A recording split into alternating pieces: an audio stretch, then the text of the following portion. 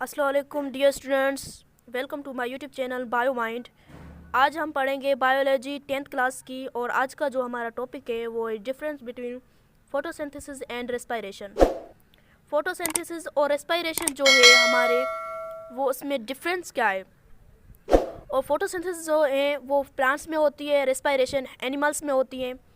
आज हम वो डिफरेंट पढ़ेंगे। So let's start. Anabolic process होता है फोटोसिंथेसिस में, जिसका मतलब ये है कि मॉलिक्यूल्स बन रहे होते हैं। एनाबॉलिक मींस मॉलिक्यूल्स बन रहे हो, वो प्रोसेस।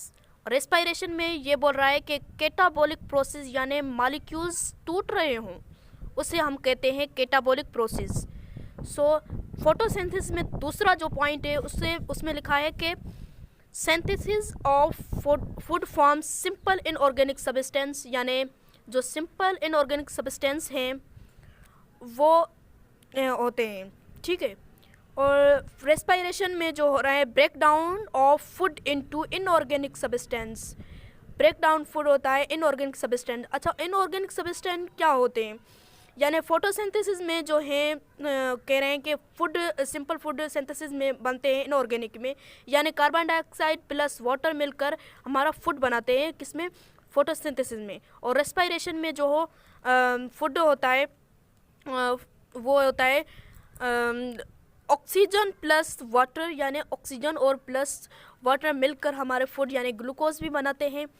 ऐसे ही होता है, यानी ये ऐसे समझो कि ये फोटोसिंथेसिस और रेस्पिरेशन है जो आपस में ये अपोजिट हैं। सो अकर्स फोटोसिंथेसिस में है अकर्स इन प्लांट्स, यानी ये प्लांट्स में होता है फोटोसिंथेसिस।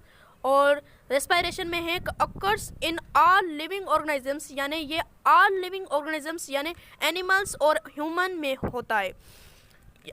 बात तो सेम है, एनिमल्स ह्यूमन भी एक एनिमल है, ठीक है।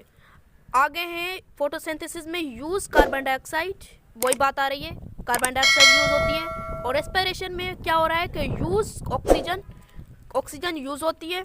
सो फोटोसिंथेसिस में बोल रहे हैं कि रिलीज ऑक्सीजन गैस, यानी ऑक्सीजन गैस होती है फोटोसिंथेसिस में, वो रिलीज होती है।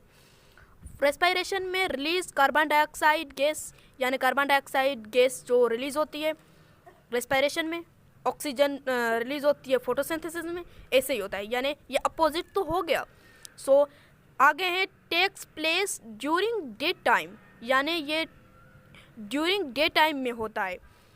टेक्स रेस्पिरेशन में है takes place all the time, यानी ये ऑल टाइम होता है, रेस्पिरेशन ऑल टाइम होता है। एनिमल्स में ऑल टाइम रेस्पिरेशन होता है।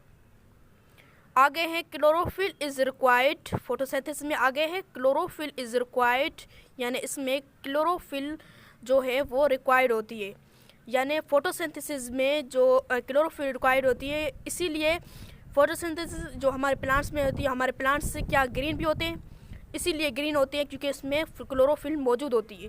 सो रेस्पिरेशन में क्लोरोफिल नॉट रिक्वायर्ड, यानी क्लोरोफिल रिक्वायर्ड नहीं है क्योंकि ये प्लांट्स में ही होते हैं,